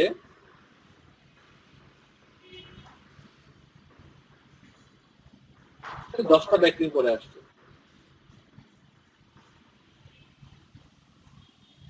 ওনার এগুলো ইন্ডেক্স করতে হবে, শুধু ব্যাকলিং করলেই হবে না। এই সময় এই সাইটগুলো আসলে খুবই পপুলার, এখানে ব্যাকলিং করলে খুব দ্রুত ইন্ডেক্স হয়ে যায়, আপনারা সকলে জানেন।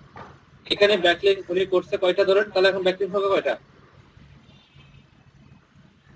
15টা ব্যাকলিং হয়ে গেল না?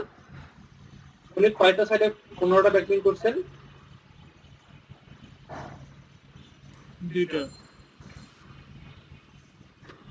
2টা রেফারেল ডোমেইন হয়ে গেল। কত বুঝতে পারছেন? মানে যতটা সাইটে উনি ব্যাকলিং গুলো করেছেন ততটা সাইটকে মূলত বলা হবে রেফারেল ডোমেইন। ক্লিয়ার কিনা? জি ইন্ডিভিজুয়াল যতগুলো সাইট আছে এগুলো হচ্ছে রেফারেল ডোমেইন। হ্যাঁ ধরুন আপনি 100টা সাইটে 500টা ব্যাকলিং করছেন, কিন্তু 500টা ব্যাকলিং তো আর 500টা ওয়েবসাইটে করবেন না, হয়তো পারে 450টা সাইটের মধ্যে আপনি 500টা ব্যাকলিং করছেন, ওই 450টা সাইটই হচ্ছে রেফারেল ডোমেইন। ক্লিয়ার? হ্যাঁ ভাইয়া। এবার আসেন, এই যে উনি এত কষ্ট করতেছে, এটার ফল কি পাচ্ছে? উনি কষ্ট করার পরে উনি বেশ কিছু মার্কেট আছে যে মার্কেটগুলোতে ওয়েবসাইট সেল করা যায়, সেরকম একটা মার্কেট প্লেসের নাম হচ্ছে ফ্লিপকার্ট। এটাতে গেলেন, ধরুন আপনি একটা ওয়েবসাইট তৈরি করলেন ফিটনেসের উপর, আমি লিখে সার্চ করলাম, ফিটনেস লিখে সার্চ করলাম, সার্চ করার সময় আমাকে আরেকটা কাজ করতে হবে, আমি করিনি, এটা পরে করে দিচ্ছি। ভালো করে দেখবেন, কিন্তু আসলে আর্নিং এর অনেকগুলো প্ল্যাটফর্ম আছে, কম্পিটিশন যেখানে বেশি সেখানে যাওয়ার দরকার নাই, কম্পিটিশন কম জায়গায় যাবো আমরা। আমি এখানে আবার ফিটনেসটাকে আবার লিখে দিচ্ছি, একটা ওয়েবসাইট লিখে সার্চ করলাম, এখানে আরো অনেক কিছু সেল হয়, অ্যাপ সেল হয়, অনেক কিছু সেল হয় আরো। আমি ওয়েবসাইট লিখে সার্চ করলাম,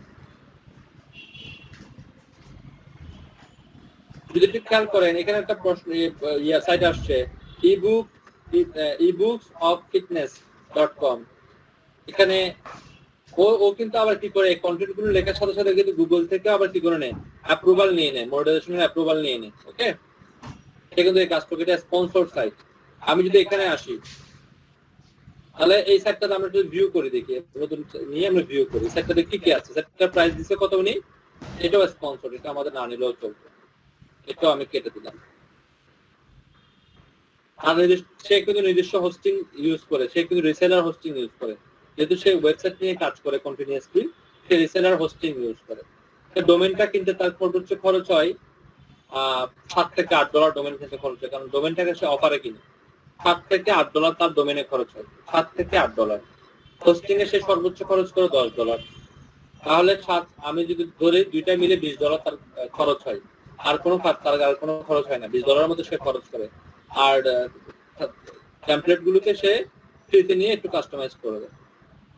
এই সাইটটা $25 সেল করতেছে। বিট আছে, কোনো বিটটা দেখলাম, সাইটটাতে কি আছে, 1 বছরের আগে আছে, কন্টেন্ট আছে, এটাতে কোনো প্রফিট নাই। প্রফিট কেন নাই?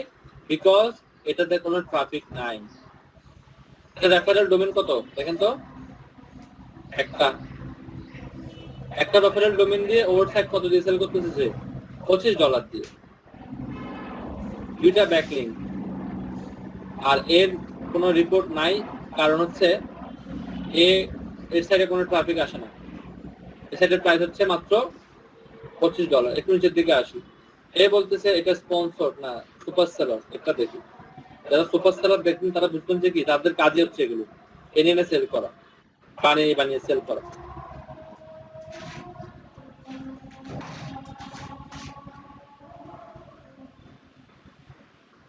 যেহেতু একটু সময় কম, এই জন্য আমি অন্য টপিকে আলোচনা করছিলাম। এই সাইটটার মেয়াদ হচ্ছে 1 মাস, দেখতেছেন? এই সাইটটার টাইপ হচ্ছে ই-কমার্স, সাইটটার টেমপ্লেট সেট আপ করা আছে, সাইটটাতে কিন্তু কন্টেন্ট নাই, কন্টেন্ট থাকলে কিন্তু লেখা হতো, কন্টেন্ট আছে। সাইটটাতে ভিজিটর কত, 60টা ভিজিটর প্রতি মাসে আসে, 7 জন ভিজিটর, অনলি 7 জন। ওকে, একটা কল আসছে। হ্যালো, হ্যাঁ,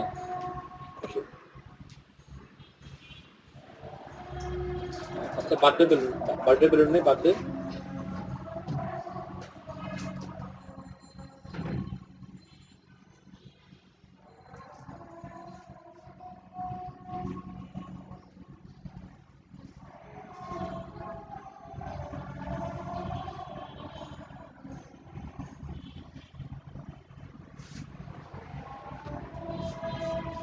সরি, হ্যাঁ, দেখেন এখানে 7টা ভিজিটর আসতেছে। রেফারেল ডোমেন কত, দুইটার ডোমেনের মধ্যে 118টা ব্যাকলিং করে ফেলছে।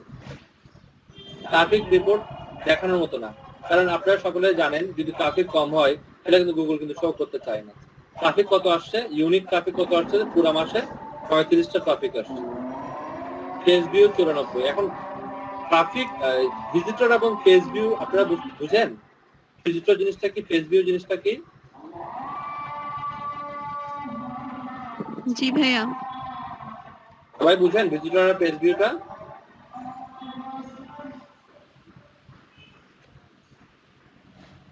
সবাই কি বুঝেন? একটু ক্লিয়ার করলে ভালো হয় ভাই। একটু বলেন।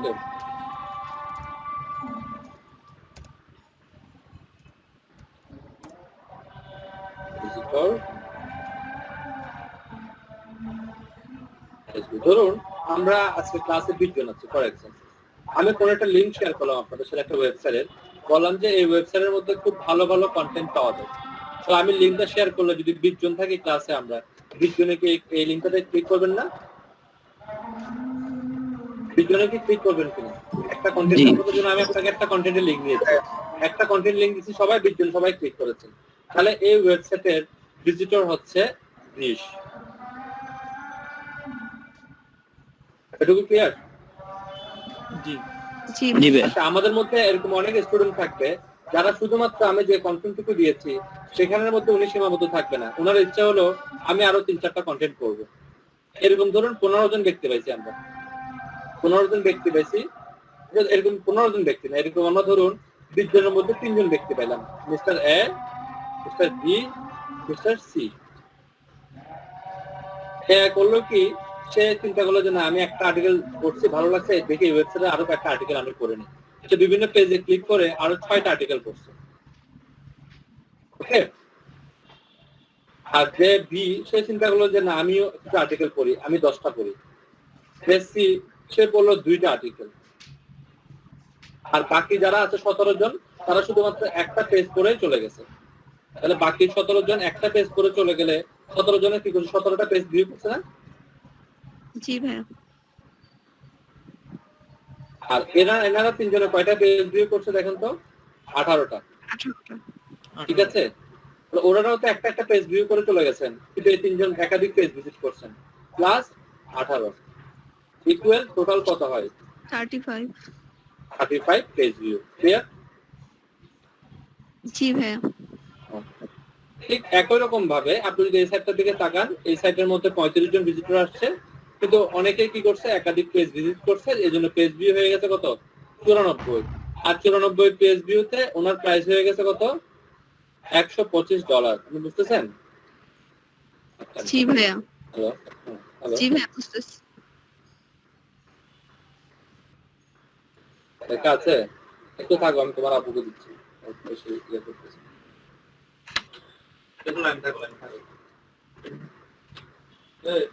বাসায় আসলে অনুষ্ঠান হচ্ছে, তো আমি আসলে অনুষ্ঠানের দিকে সময় দিতে হচ্ছে, এদিকে সময় দিতে হচ্ছে।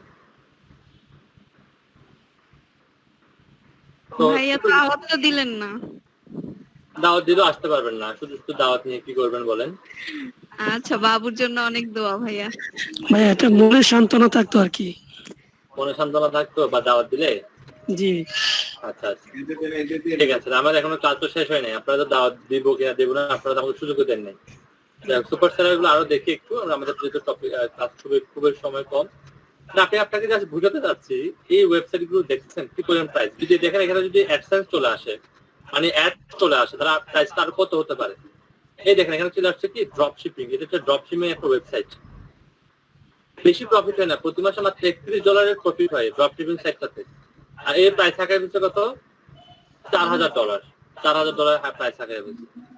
এটা হয়তো ব্লগ স্পট সাইট হতে পারে, ফ্রি সাইট হতে পারে, যে কারণে $1 প্রাইস দিচ্ছে। এগুলো হচ্ছে ফ্রি সাইট, করেই একটা কন্টেন্ট দিয়ে সেলিং এর জন্য দিয়ে দেয়। এগুলোর পেমেন্ট গেটওয়েতে প্রবলেম হয় না বাংলাদেশ থেকে? না, এটাতে আপনার পেনিয়র স্কেল এগুলো দিয়ে কেনা যায়, কোনো সমস্যা নেই। ও আচ্ছা। $75 দিয়ে দিচ্ছে এখানে। বাট এই ওয়েবসাইট গুলো সেল হয় তো?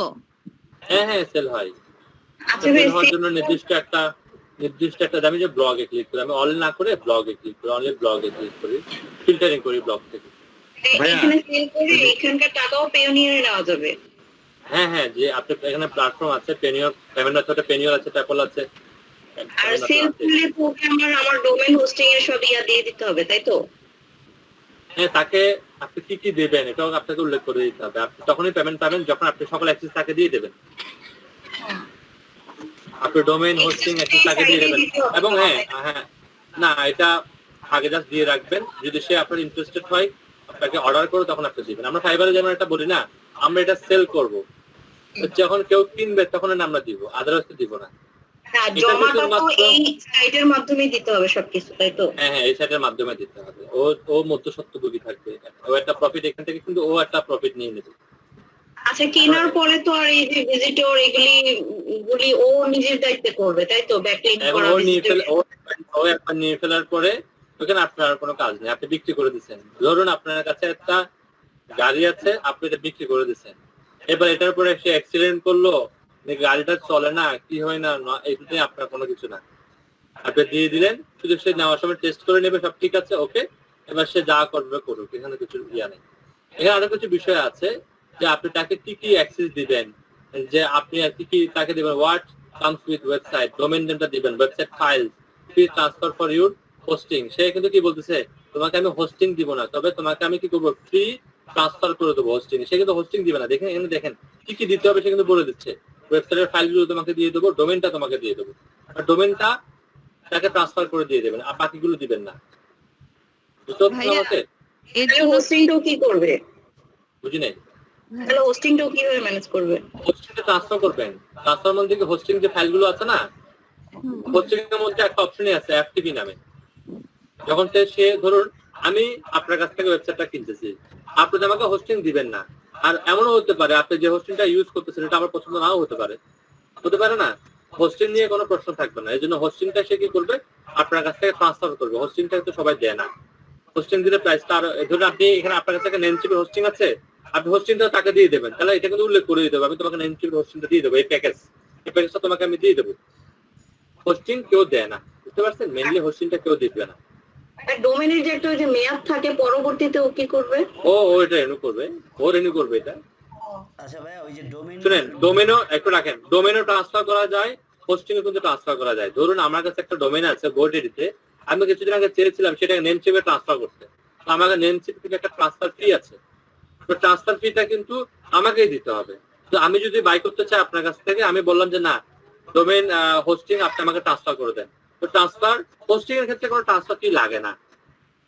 অনেকেই বলে যে আমাকে হোস্টিংটা তোমাকে ট্রান্সফার করে দেবো, আমাকে ফি দিতে হবে। ফি বলতে কি, আপনি আপনার হোস্টিং এ ঢুকবেন, ঢুকে এখানে একটা অ্যাপটিভি নামে একটা অপশন আছে, সেই অ্যাপটিভিতে গিয়ে ওই যে ব্যক্তির অ্যাপটিভিটিটা, মানে যে ব্যক্তির হোস্টিং এটা ট্রান্সফার করবেন, তারও একটা অ্যাপটিভি নাম্বার থাকবে। সেই নাম্বারে যখন বসাই দেবেন, আপনার হোস্টিংটা তার কাছে অটোমেটিক চলে যাবে, আপনাকে কিছু করতে হবে না।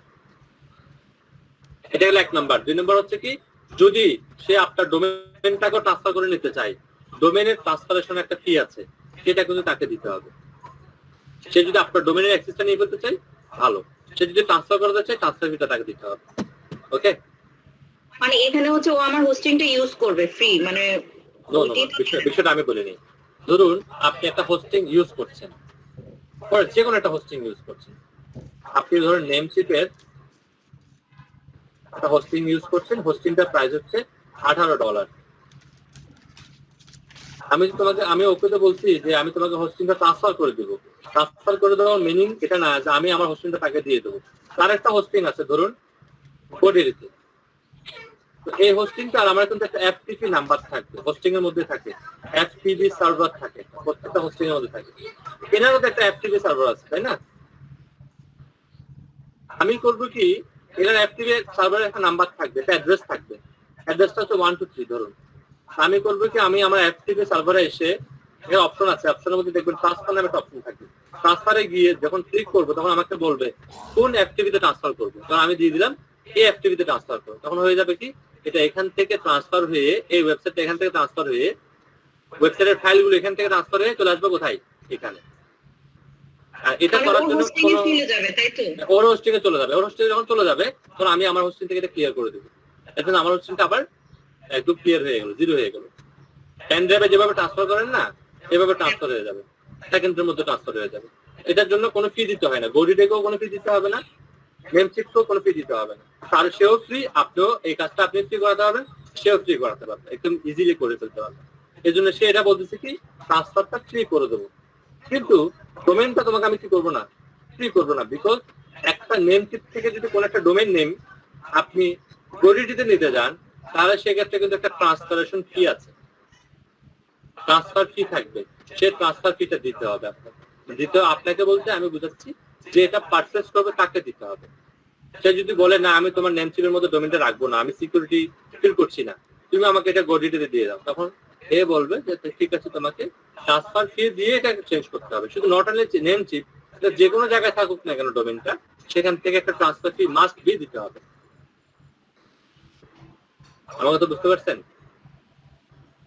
জি ভাই, আর একটা কথা ভাইয়া, যে ডেমো ওয়েবসাইট গুলা কি সেল করা যায় এখানে? লাইক অনেকগুলো ডেমো তৈরি করা আছে, সেই ক্ষেত্রে কি এখানে কোনো না, আমি তো বললাম একটা ওয়েবসাইটকে রিয়েল লুক দিতে হবে। রিয়েল লুক কখন হবে? সেই ওয়েবসাইটটাকে যখন আপনি ওয়েল রিসার্চ করবেন, competitor, audit, content, sharing, visitor, on page, of page, এই জিনিসগুলো যখন আপনি করবেন, তখনই কিন্তু এটাকে একটা রিয়েল ওয়েবসাইটের মতো মনে হবে। আসলে দেখবেন আপনি অহরহ অনেকে আছেন তাদের ওয়েবসাইট গুলোকে পাবলিশ করে চলে যাচ্ছেন, সবগুলোকে সেল হচ্ছে, কোনটা $10, কোনটা $20, অনেকে তো বিটও করতেছেন না। আমি দেখাই আপনাকে, একদম যে দিয়ে দিলে যে বিট করে ফেলবে তা কিন্তু না। আমি যদি এখানে রেসিপি লিখে ফর এক্সাম্পল ওয়েবসাইট লিখে সার্চ দিই, কারণ অনেক ওয়েবসাইট থাকবে, সবগুলোকে সেল হয়ে যাবে?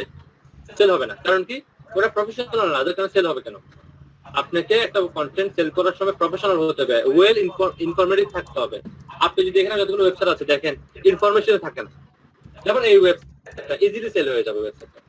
কারণ কি? এই দেখেন ওয়েবসাইটটার ইনফরমেশন গুলো এই জায়গায় যে ইনফরমেশন গুলো থাকার কথা সেগুলো আছে। যেমন এনে দেখেন নেট প্রফিট কত ওয়েবসাইটে? $3 পার মান্থ নেট প্রফিট। তো $3 পার মান্থ হলে তো হবে না, আপনার নেট প্রফিটটা আর একটু বাড়তি হলে আর ভালো। তো এর নেট প্রফিট কত? $20। নেট প্রফিটটা চেক করা যায় যে কোনো ওয়েবসাইটে। আমি যদি দেখি ওয়েবসাইট নেট প্রফিট,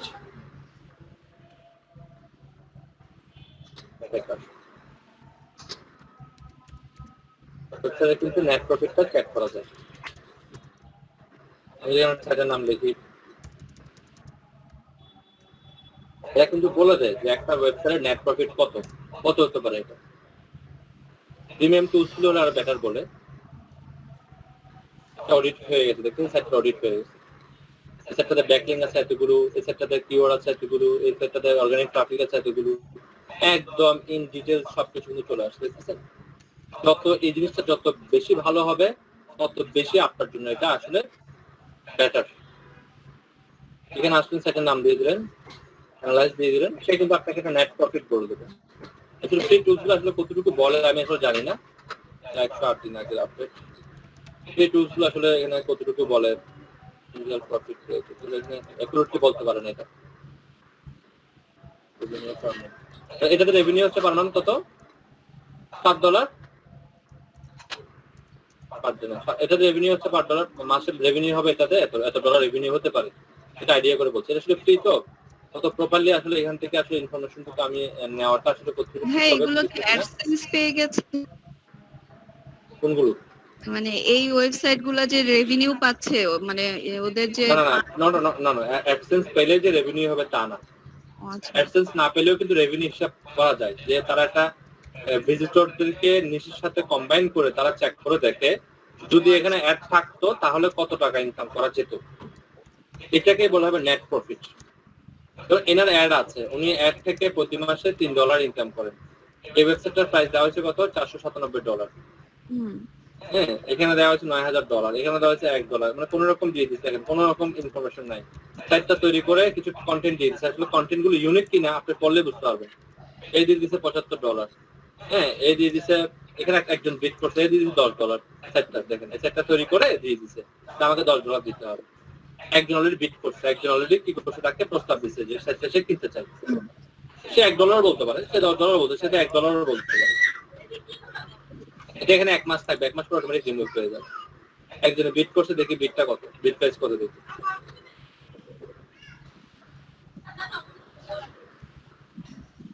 আরো দেখি, আরো দুই সাইড দেখি। এটা আসলে যে কোনো একটা সাইটকে আপনি 1 মাসের জন্য আসলে দিতে পারবেন। যেমন দেখেন উনি চাইছে কত? $155। জি, যদি সেল না হয় তারপরে আমি একটা সেল না হলে আপনাকে আবার মডিফাই করে আবার দিতে হবে। যেমন দেখেন উনি একটা সাইট দিয়েছে, উনি প্রাইস চাইছে কত দেখেন?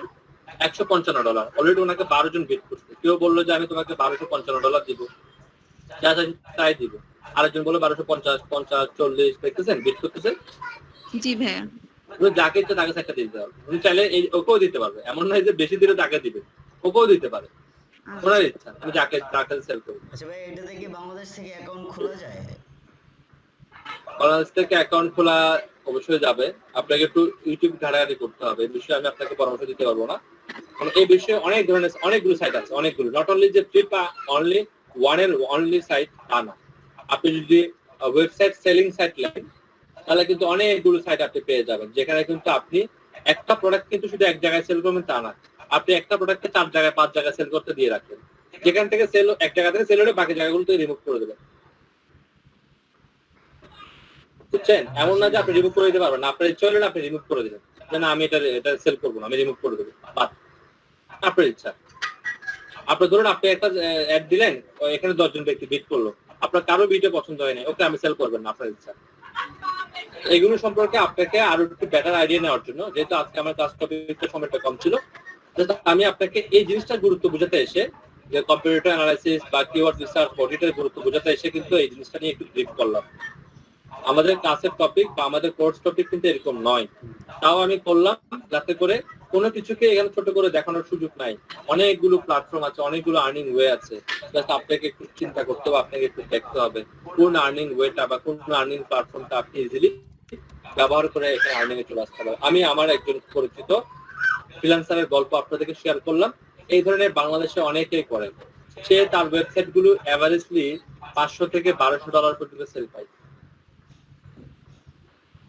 বুঝতে পারছেন? এভারেজ সেলিং প্রাইস হচ্ছে $500 থেকে $1200। সেই হিসেবে চিন্তা করলে তার প্রতি মাসে ইজিলি $300 থেকে $400 ইজিলি থাকে, বুঝতে পারছেন?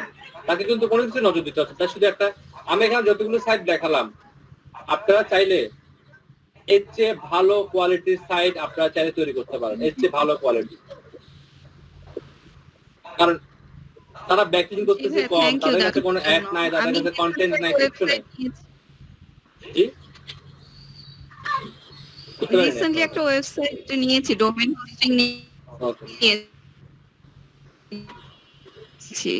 হোস্টিং নিয়েছি, একটা ওয়েবসাইট করেছি, ব্লগিং করব বলে।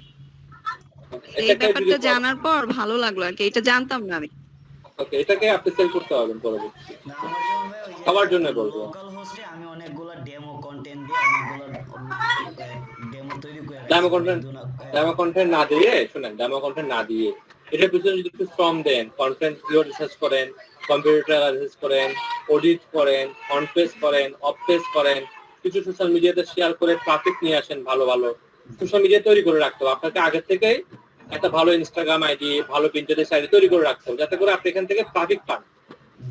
দিলেন, ট্রাফিক পেলেন, ওরা দেখেন 70টা 80টা 100টা ট্রাফিক দিয়ে $200 $300 চাচ্ছে, ওদের জায়গায় যদি আপনি 500টা 1000টা ট্রাফিক বা 2000টা ট্রাফিক আনতে পারেন, আপনি এটাকে কত ডলার সেল করতে হবে চিন্তা করে দেখেন।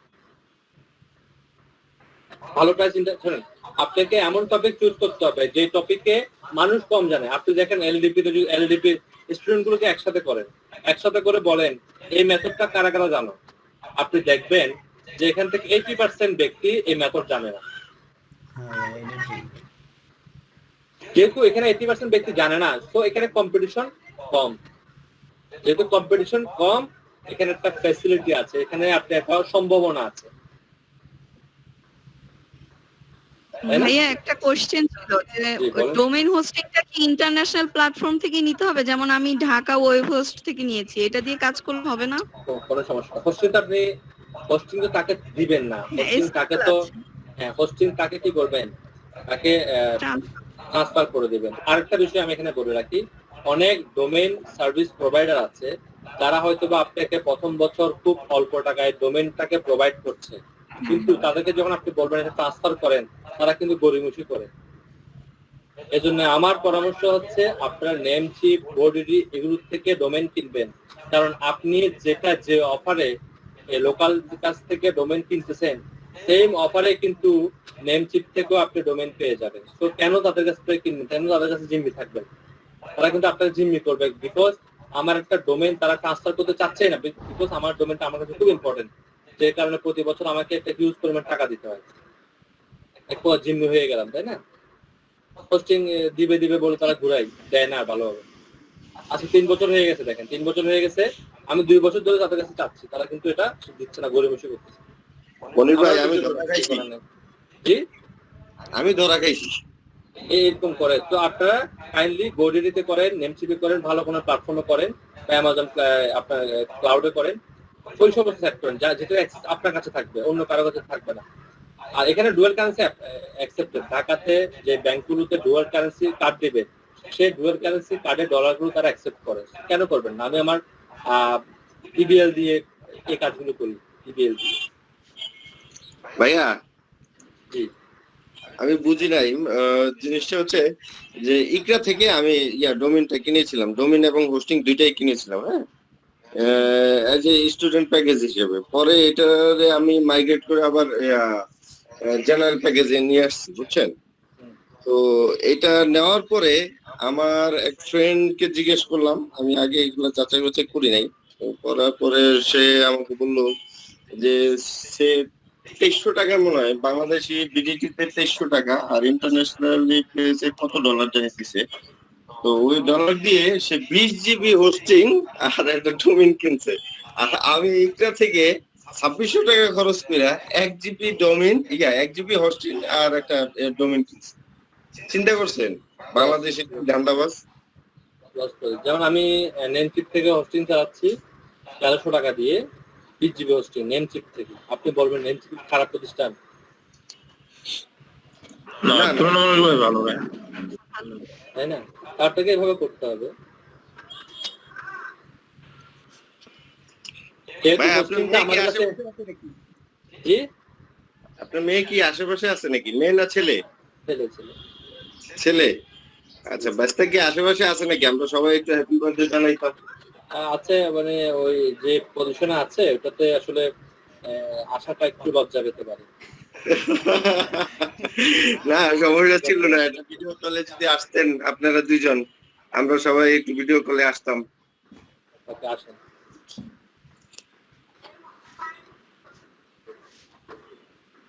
আমি তো এখনো ভিডিও কল আসি নাই না আপনাদের সাথে। না না না, আসেন নাই। আচ্ছা